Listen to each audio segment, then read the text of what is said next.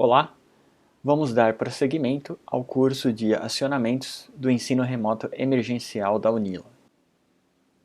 Nesta videoaula vamos ver a segunda parte do módulo 4 Chaves Estáticas. Essa videoaula é baseada no capítulo 8 do Rashid. Após esta aula, você deverá estar apto a descrever as principais propriedades e princípios de funcionamento das chaves estáticas a partir de transistores.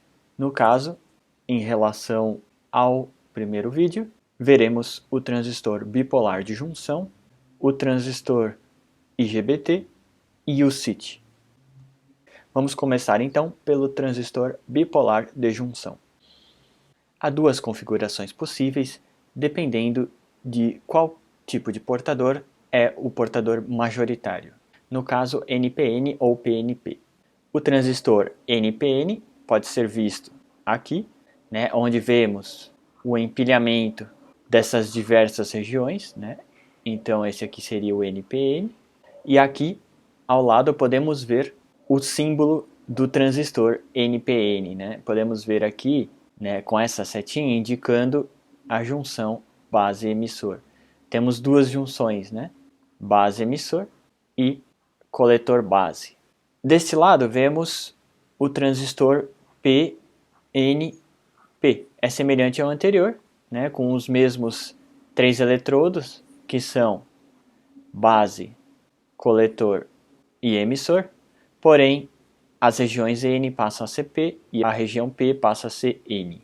Este é o símbolo do dispositivo. Observe que agora há uma inversão no sentido do diodo, Então a junção base-emissor aqui era PN, e aqui nesse caso ela é NP, Essa junção aqui, ela é NP. Então o sentido da corrente se inverte. Enquanto o sentido aqui era assim, neste transistor PNP o sentido é o oposto.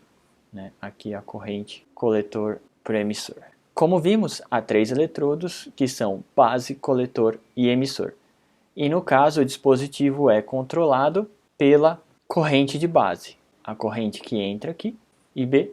Aqui, por causa de alterarmos quem são as regiões NP, a corrente de base tem o sentido oposto, Mas de acordo com o valor da corrente de base, a gente controla aqui a corrente no coletor. Normalmente essa corrente de base é pequena, Por isso que eu escrevi aqui coletor-emissor, mas o correto é dizer somente coletor, como está indicado aqui. Por fim, destacando novamente as duas junções, que seriam base-emissor, essa junção aqui, e há uma outra junção, que é a coletor-base. Então há duas junções no dispositivo. Bom, há uma semelhança entre a estrutura dos transistores bipolares e FET, Ambos têm regiões NPN ou PNP. No entanto, no bipolar não temos a presença do dielétrico, certo? Além disso, no caso do transistor MOSFET, os eletrodos de fonte e dreno podem ser intercambiáveis, não há grande diferença. Porém aqui, se vocês notarem, há uma região N+, e uma região N, certo? Então a inversão do emissor com o coletor faz com que o dispositivo não funcione adequadamente. Além disso, tem as dimensões, não só as dopagens, O coletor tende a ser mais largo, certo? Em relação ao emissor, que é mais estreito. Além disso, a base tem um tamanho bem definido para que permita funcionar o transistor. Então é muito importante aqui o comprimento da base.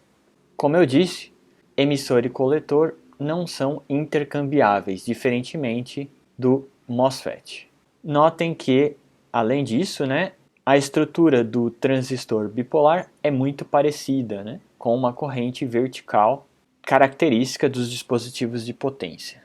Bom, no caso do transistor MOSFET, não tínhamos a preocupação com uma corrente de porta, a corrente de controle, porque ela era aproximadamente zero, o dispositivo era controlado por tensão.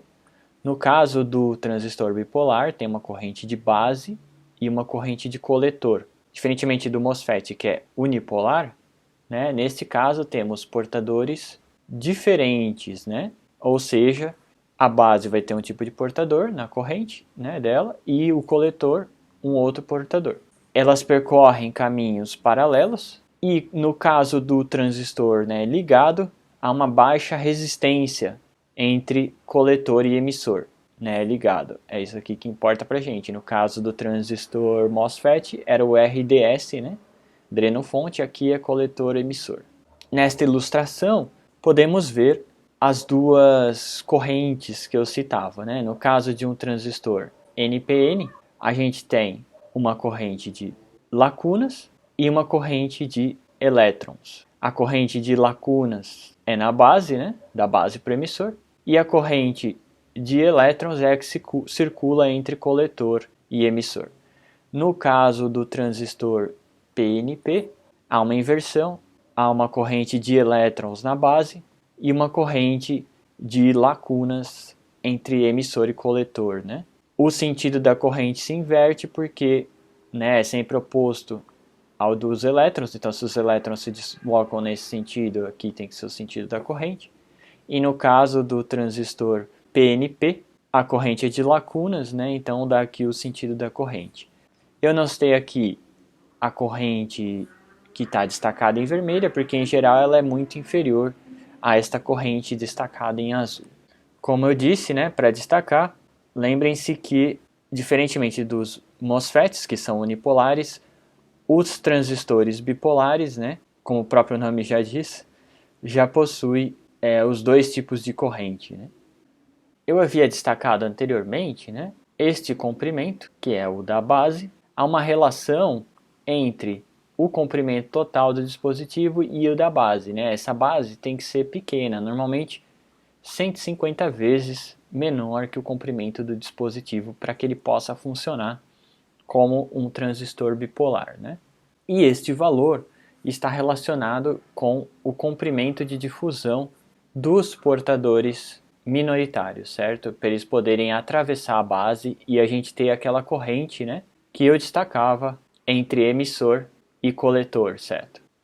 Retornando à eletrônica básica, temos três configurações possíveis, né? Como a gente pode conectar, por exemplo, aqui um transistor PNP.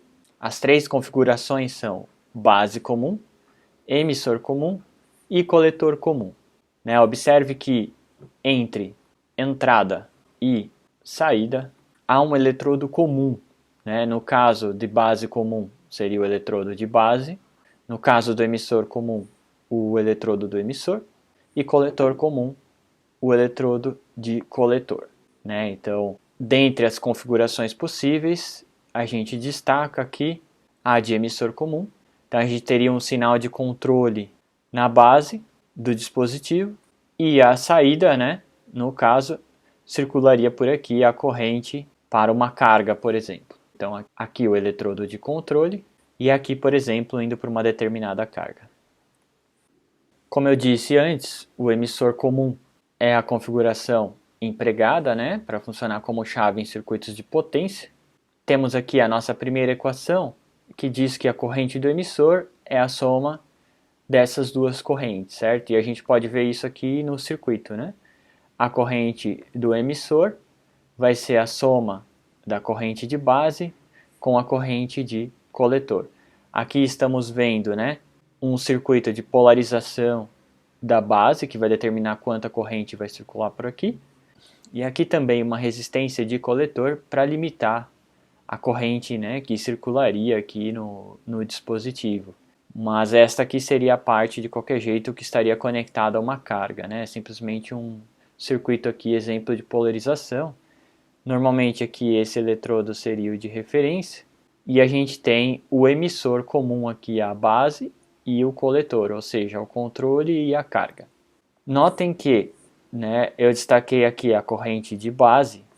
No caso do MOSFET, né, a gente tinha o IG, que era aproximadamente nulo, certo? Porque essa corrente passava pelo dielétrico de porta, que ali temos um capacitor. Então a corrente, né, que circula ali, que atravessaria esse dielétrico, seria nula. Bom, a partir do momento que a gente polarizou a base, né, e temos aqui uma corrente circulando, Eu havia dito que esta região funcionava como um diodo, certo?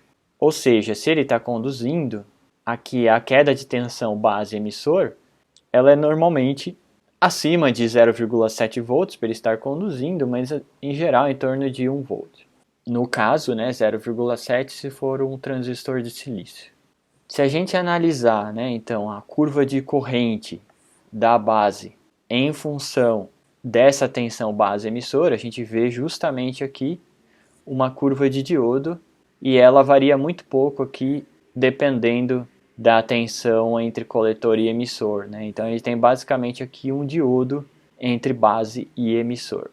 Agora, analisando o transistor como um todo, né, a gente tem 3 regiões de operação. Corte, que ocorre quando base e emissor não estão polarizados adequadamente, certo? Então não há uma corrente na base. A região ativa, que não nos interessa para potência, é mais utilizada para amplificação. E o importante é que nessa condição, a junção coletor-base está reversamente polarizada. Por fim, a principal que interessa para a gente é essa aqui, é a de saturação, quando ele opera como chave e a junção coletor-base está polarizada diretamente. Observem, né, novamente algumas diferenças em relação aos MOSFET. Né? No MOSFET a gente tinha ele operando em linear, porque a gente queria um VDS baixo, né? Aproximadamente 0 volts. Já no caso do transistor bipolar, ele vai operar na saturação, né? Porque a gente quer um VCE aproximadamente 0. Né? Mas como ficam as curvas? Né? Então, se a gente olhar aqui, né, a região de saturação é justamente para um VCE baixo. Né? Eu vou colocar aqui aproximadamente 0, mas é um VCE baixo. E aqui na região ativa é para um VCE elevado. A região de corte, que eu havia citado anteriormente, ocorre quando a corrente de base é pequena, né? No caso 0, ou aquela região ali está polarizada reversamente, a junção base-emissor. Conforme a gente aumenta a corrente na base, a gente pode ter um aumento na corrente do coletor, certo? E aí ela passa a ser dependente da tensão coletor-emissor. Um valor VCE baixo, a gente está na saturação, um valor de VCE elevado, a gente está na região ativa e há pouca variação aqui da corrente de coletor. Destaco ainda que para a região ativa, né, a gente tem aqui a definição do beta-F, que relaciona a corrente do coletor com a corrente de base. E a corrente de base é normalmente pequena, e a corrente de coletor, a corrente que vai para uma carga, normalmente é mais elevada. Em geral, né, a gente tem o beta-F, né, igual a aproximadamente 100. Há uma grande semelhança entre as curvas, no entanto, né, o transistor bipolar apresenta suas particularidades. Além disso, este ganho, né, de corrente que eu apresentei aqui para a região de amplificação, há um outro beta que é usado na região de saturação, e ele em si vai depender do valor de IB. Né? No entanto, na região de amplificação ele é bem definido e é normalmente um valor aproximadamente constante. Se a gente relacionar agora, né, a tensão VCE, que é a tensão na chave, né, com a corrente, a gente observa o seguinte, que para uma corrente de controle baixa, né, o dispositivo está em corte, e conforme a gente vai aumentando aqui a corrente de controle, ele passa pela região ativa e saturação. Observe também que conforme B aumenta, obviamente, né, o VBE também aumenta. Ainda um outro parâmetro que não falamos, mas está associado às perdas na chave. Né? Há uma pequena corrente de fuga indesejável, né, na junção coletor-base, e ela faz com que as perdas na chave aumentem. Normalmente, para os nossos cálculos, a gente aproxima, né, e diz que essa corrente é 0. O dispositivo bipolar, né, visto que a gente tem as duas junções que eu destaquei, ele normalmente é modelado por 2 diodos antiparalelos, né, que estariam aqui. Observe então que tem a junção coletor base com um diodo e a junção base emissor com outro diodo. O ganho de corrente que a gente citou, né, para a corrente do coletor, né? Então, dado uma corrente IB, a corrente IC normalmente é beta IB, né? Então, beta é o ganho de corrente e IB é a corrente de controle. E normalmente esse beta aqui é elevado, né? Dando que com uma pequena corrente de controle eu tenho uma grande corrente circulando no dispositivo. E aonde aparece o ICO, ele aparece aqui justamente nesse diodo, que na maior parte das vezes está reversamente polarizado e circula aqui uma corrente, né? Vamos analisar então agora algumas equações, né? A gente já destacou o ICO, que seria uma corrente de fuga, e que a corrente do coletor era beta IB, certo? Então a corrente do coletor vai ser beta IB mais esta corrente de fuga. Normalmente ela é desprezada, como havia dito. Quem que seria então a corrente de emissor, né? A corrente de emissor, ela é a corrente de base mais a corrente do coletor, né? E a gente pode substituir então aqui essa equação, e a gente tem IB vezes 1, que é a corrente da base mesmo, mais beta, né? Ou seja, beta IB é a corrente de coletor, mais a corrente de fuga. E por isso a gente aproxima então o IE como IB1 mais beta F. Se a gente for escrever IE, né, em função da corrente de coletor, a gente acaba, né, fazendo algumas manipulações chegando nessa expressão. Então observe que IC é normalmente elevado à função de beta, e a gente tem IE, como ele é beta sobre beta, isso aqui vai tender aproximadamente IC, né, um pouco maior que IC. A gente pode aqui definir um novo parâmetro, né, beta F mais 1 sobre beta F, vai ser igual a alfa F, e reescrever então a corrente do coletor em função da corrente do emissor, em função de um parâmetro que é aproximadamente 1. Ou seja, né, esses dois principais parâmetros aqui de desempenho de um transistor bipolar são αf e βf. αf é praticamente 1 e o βf, né, é normalmente um valor elevado. Idealmente, né, a gente gostaria, né, que o αf fosse aproximadamente 1 e o ganho infinito, obviamente. Se a gente substituir aqui o αf por 1, a gente chega a um βf infinito. No caso, né, quando a gente quer que esse circuito aqui, né, que é o emissor comum, opere entre corte e saturação, né, a gente tem que fazer algumas pequenas modificações nas equações. Mas de forma geral, né, quem que seria IB? Né? IB aqui, a corrente de polarização, né, vai ser a tensão nessa resistência, dividido pelo próprio valor da resistência. A tensão entre os terminais da resistência é VB, essa tensão aqui de polarização, menos o VBE, dividido por RB, que é essa expressão que temos aqui. Quem seria o VC? Né? A tensão no coletor, né, dado que o emissor aqui está numa tensão de referência, essa tensão VC é a própria tensão VCE. E ela vai ser, então, a tensão da fonte, VCC, menos a tensão que cai na resistência, né, RC, que é igual então a RC/IC. E aí a gente pode substituir, né? No caso aqui é substituído pensando no transistor polarizado para amplificação, né? Mas a gente pode substituir IC por beta IB.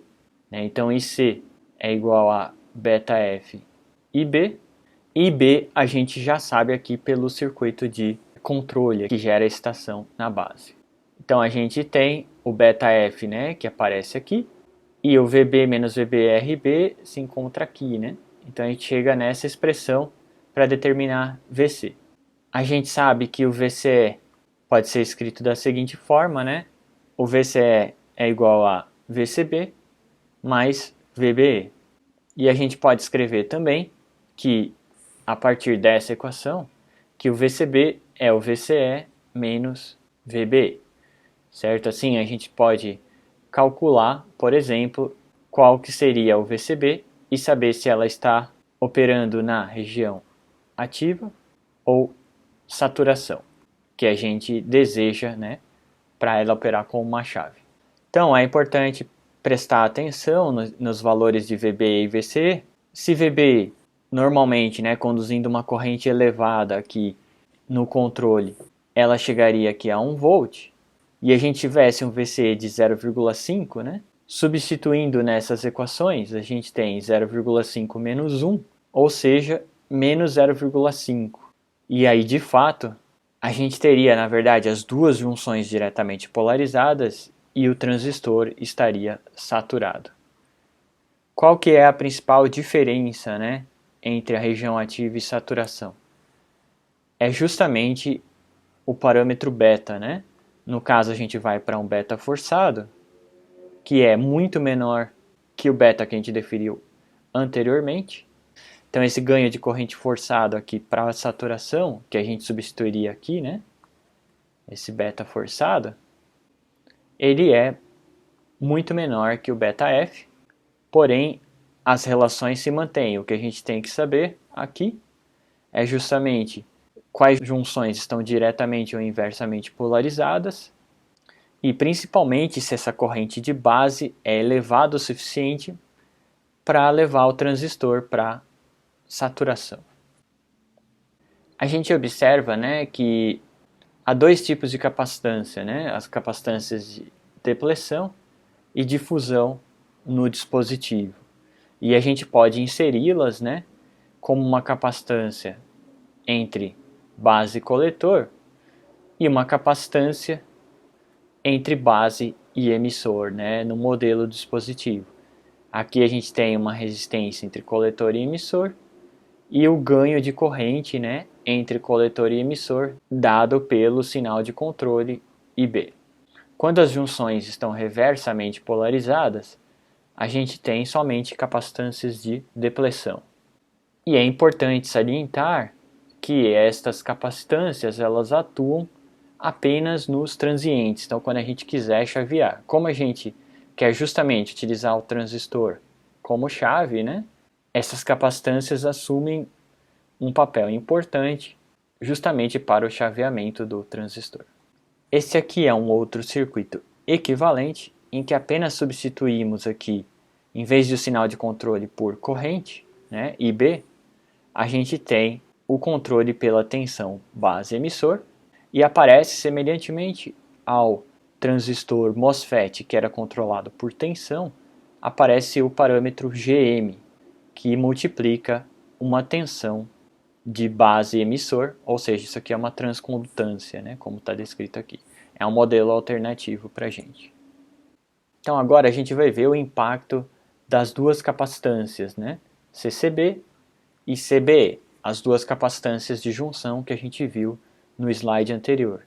Isso impacta em um atraso, né, na corrente de coletor, ou seja, a corrente que iria para uma carga. Então, em um primeiro momento, né, devido à presença dessas capacitâncias, eu tento aqui acender ou fechar a chave. O que ocorre? Né? Em um primeiro momento, tem um atraso aqui TD, que está ligado aqui à capacitância base emissor. A junção base-emissor está reversamente polarizada, né, e é necessário esperar um tempo, que é esse atraso, né, para que ela possa entrar em condução. Após a gente ter, né, a junção base-emissor, né, diretamente polarizada e não mais depletada, há um aumento gradual da corrente e está relacionado aqui a um tempo de subida, um TR. E aí o que ocorre, né, a gente começa a ter então o fluxo maior de corrente do coletor para o emissor. Né? Agora, todas essas cargas que vão povoar o dispositivo vão afetar o seu desligamento. O tempo de acendimento vai ser a soma desses dois tempos, né? O tempo de atraso e o tempo de subida.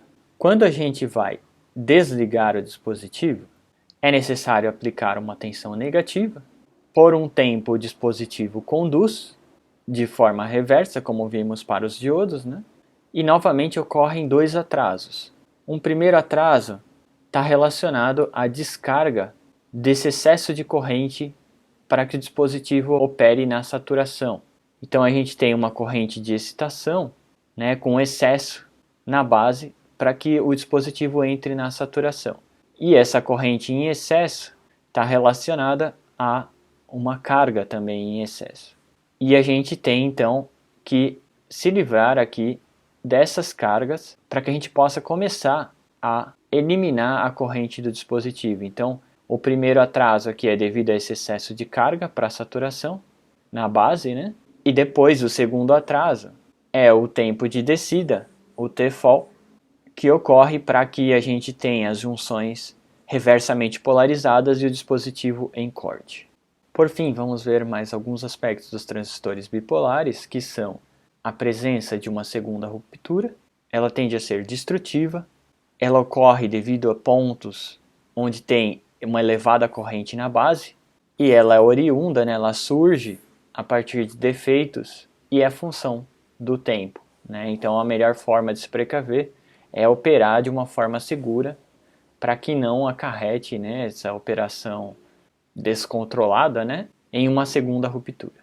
Tendendo a controlar a temperatura de junção e impedir que ocorra essa segunda ruptura, né, surge então a área de segurança de operação em direto, né? Então, quando a gente está operando diretamente, tem que tomar cuidado com temperatura e a presença dessa segunda ruptura.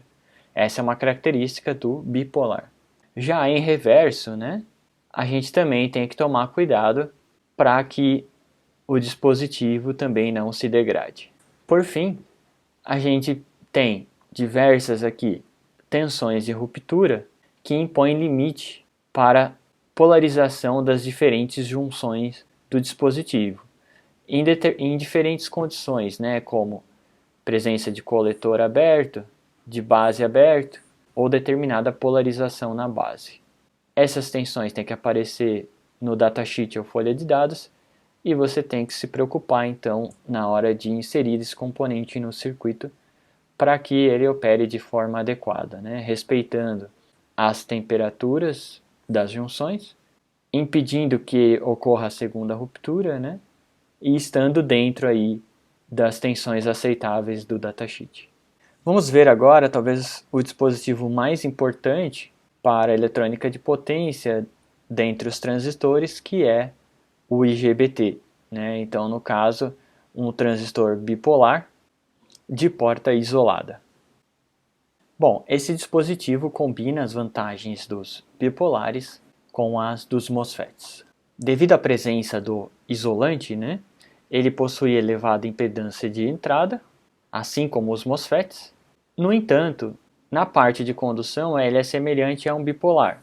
Logo, ele apresenta baixas perdas, né, e conduz elevadas correntes, né, como os bipolares. Diferentemente dos bipolares, ele não apresenta a segunda ruptura, que a gente acabou de ver, e ele apresenta, né, devido à semelhança com o MOSFET também, possibilidade de chavear em altas frequências, que é superior aos bipolares. Então, como eu disse, né, é feito um cuidadoso projeto de construção do dispositivo para que ele tenha uma resistência ligada, né, menor que a dos transistores MOSFET e semelhante à dos bipolares, ou seja, com baixas perdas quando ligado. Bom, aplicações agora de IGBT. Ele serve para média potência em acionamento ou drives de motores CC e CA, para fontes de alimentação, relés de estado sólido e contatores, né? Então ele possui diversas aplicações. Visto que suas especificações melhoram continuamente, né? Por exemplo, né, eles são capazes de suportar 6.500 volts e conduzir 2.400 amperes, a tendência é que ele substitua FETs e bipolares, né, como chaves. Bom, a gente já viu para o transistor MOSFET a seção transversal do dispositivo, né? Então a gente tinha aqui a região do canal, que era controlada pela tensão de porta, certo? Então, de acordo com uma tensão de porta, a gente tinha a condução aqui e a corrente podia circular, então, entre dreno e fonte. No caso do bipolar, a gente tinha uma pequena corrente de base que fazia então que fosse possível circular uma corrente entre coletor e emissor. Juntando então o controle por tensão, que a gente vê aqui o gate do IGBT, né, que é semelhante ao MOSFET, com essa estrutura aqui PNP e os eletrodos de coletor e emissor do bipolar, a gente tem então um dispositivo que é o IGBT. Destaco ainda nessa estrutura, né, a presença de 4 regiões de dopagem, né? Tem uma região P aqui, uma região N, uma outra região P e uma região N aqui, né? Então ele tem 4 regiões aqui com diferentes dopagens, pelo menos, né? Então PN, PN. Isto lembra bastante um tiristor que veremos mais adiante. Bom, a semelhança com o bipolar está também nas dopagens, né? A gente tem uma região aqui P+, e aqui uma região P. E aqui uma região, por exemplo, P-, né? Então quer dizer o seguinte, que a gente não pode trocar as regiões de coletor e emissor como num transistor MOSFET, né? Que a gente pode trocar dreno com fonte. No caso, a alta dopagem do substrato aqui, que é a região próxima ao coletor, permite a injeção de portadores minoritários nesta região N aqui. E esse é um motivo que a gente não pode simplesmente trocar aqui os eletrodos.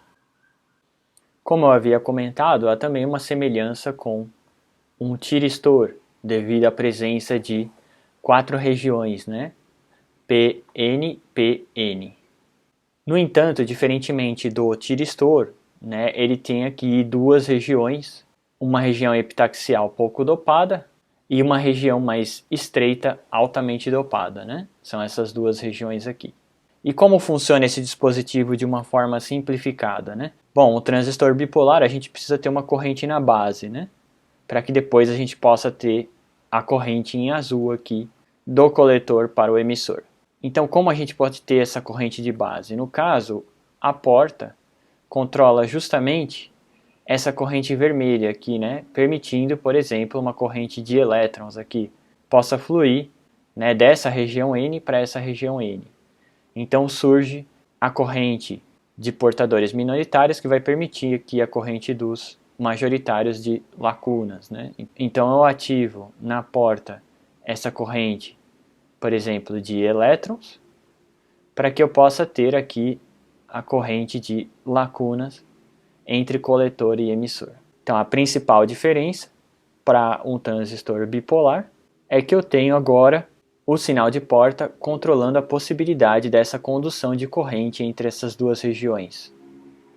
Quando o sinal de porta não permite que ocorra condução entre essas 2 regiões, eu não posso ter aqui a corrente de coletor para emissor. Tem 2 estruturas possíveis de transistor IGBT, sendo elas punch-through, né, identificada aqui, e non-punch-through, que veremos no próximo slide. Essa estrutura punch-through, né, tem aqui esta estreita camada altamente dopada N+, né, que não está presente aqui, e por causa disso, né, ele apresenta um tempo de chaveamento reduzido, e além disso, né, devido a essa característica de operar em frequência maior, apresenta aplicação para inversores e retalhadores CC, como veremos ainda. Os inversores são conversores CC-CA e os retalhadores são conversores CC-CC.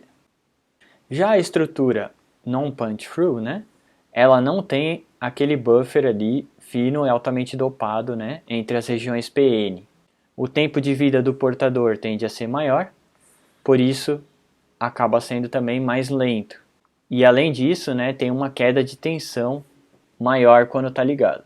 No entanto, né, apesar de ser mais lento, suporta maiores tensões, tem menores perdas e tende a ser mais robusto para variações de corrente. Logo, é empregado no controle de velocidade de motores. Devido à presença da porta de controle e de 4 camadas, né, PN-PN, o que ocorre? A gente pode ter um modelo aqui do dispositivo mais complexo em relação aos anteriores. Temos aqui, por exemplo, um MOSFET, sendo que o sinal de controle é aplicado pela porta, e temos 2 bipolares que estão relacionados aí às 4 camadas que eu citei anteriormente. Esse circuito ainda pode ser simplificado, né, e se aproxima um pouco do que a gente viu para o transistor MOSFET, né, a presença do transistor MOS e de um transistor bipolar. Mas no caso, aqui não é um componente parasitário, mas sim um transistor bipolar em que a corrente da base é controlada por um transistor MOSFET, né? Então ele integra aqui, a gente pode ver o que a gente já tinha falado, né? Um transistor MOSFET mais um bipolar. Então isso aqui é apenas uma modelagem para a gente entender como funcionaria um IGBT, e esse aqui seria o símbolo do componente, né? Observe que ele, de um lado, apresenta as características de um MOSFET e do outro as características de um bipolar. Temos aqui a parte de controle, né, que vai dar o sinal VGE, né, tensão porta emissor, e aqui a parte de carga, né, onde circula a corrente, né, do coletor, a corrente elevada para a carga. As curvas características, né, do IGBT são muito semelhantes ao MOSFET, com a principal diferença que a gente substitui aonde aparece dreno por coletor e aonde aparece fonte por emissor, respectivamente, né, no caso. Há algumas pequenas diferenças entre as duas curvas, como para um valor baixo de VC, mas a gente pode observar sempre aquele comportamento de aumento da corrente e depois a corrente se mantém praticamente constante, né? Isso para IC, ou seja, a corrente de carga em função de VCE, que seria a tensão, né, com a chave conduzindo. Já na curva da corrente IC, né, em função de VGE, que é o sinal de controle, né, controlado por tensão, a gente observa novamente que para VGE baixo não passa corrente, e já para VGE elevado, essa corrente no coletor, né, essa corrente para carga aumenta bastante. Bom, isto foi um pequeno resumo sobre o IGBT. Vamos ver agora um pouco sobre o CITS. Os CITS são os transistores de indução estática. Eles foram inventados no Japão por Nishizawa, né, da Yamaha Corporation, em 1975. O objetivo, né, o que se tinha em mente, é que fosse uma versão em estado sólido da válvula triodo, né? A válvula triodo que era empregada antigamente e era a vácuo, né? O objetivo era empregá-la para aplicações em alta frequência, como por exemplo VHF, UHF, né, áudio e amplificadores de microondas. Ele possui, né, esse tipo de dispositivo, algumas características que eram buscadas, né, no caso, para aplicação como amplificador, de elevado ganho, de tensão e corrente, alta impedância de entrada e baixa impedância de saída, né? Normalmente a carga tem baixa impedância, né? E a gente quer uma alta impedância de entrada. Esse tipo de dispositivo ele acaba precisando de transformadores que acabam gerando distorções, uma de suas desvantagens. Nesse dispositivo, né, ele tem uma grande semelhança com os transistores de efeito de campo, e de fato ele é um, porque temos aqui, ó, fonte, dreno e porta, né? Só que não tem um isolante separando a porta do canal de condução, né? O canal de condução que iria aqui entre dreno e fonte. Portanto, né, essa estrutura aqui é muito semelhante à do JFET. Em termos de sua estrutura, né, de dispositivo, a principal diferença, né, para um JFET está nesses multicanais curtos aqui que a gente vê de pequena área e que permitem no fim dissipar maior potência e ter uma maior velocidade de chaveamento, né, pela forma como ele é construído. Os eletrodos de porta eles estão enterrados aqui nas camadas epitaxiais entre fonte e dreno.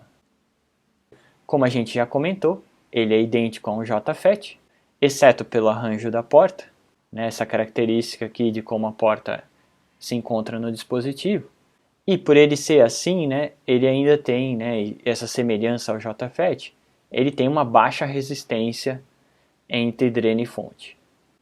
Ele acaba tendo então, né, como particularidade, né, um comprimento de canal curto, uma baixa resistência série na porta, uma baixa capacitância porta-fonte, uma baixa resistência térmica, baixo ruído e pouca distorção, né, que era o que é buscado justamente por essa válvula triodo, né, mais próxima, só que agora de estado sólido. Por fim, algumas características de quando o dispositivo está operando, né, ele tem uma queda de tensão alta ligado. Isso acaba sendo negativo para ele, né, um ponto negativo. Por isso que ele é utilizado para tensões muito elevadas. A título de exemplo, se estiver conduzindo 180 amperes, pode ter 90 volts na chave. E se for 18 amperes, 18 volts. Ele requer normalmente um VGS negativo para desligar, né? Assim como o JFET ele é normalmente ligado. E devido a essas características dele que eu citei anteriormente, ele é aplicado em conversões em alta potência, né? Da ordem de 100 kV a 100 kHz, ou 10 volts a 10 GHz. Temos aqui um exemplo das curvas características, né, do dispositivo, que é muito semelhante ao transistor JFET que vimos anteriormente. Bom, era só isso. Obrigado e até uma próxima videoaula.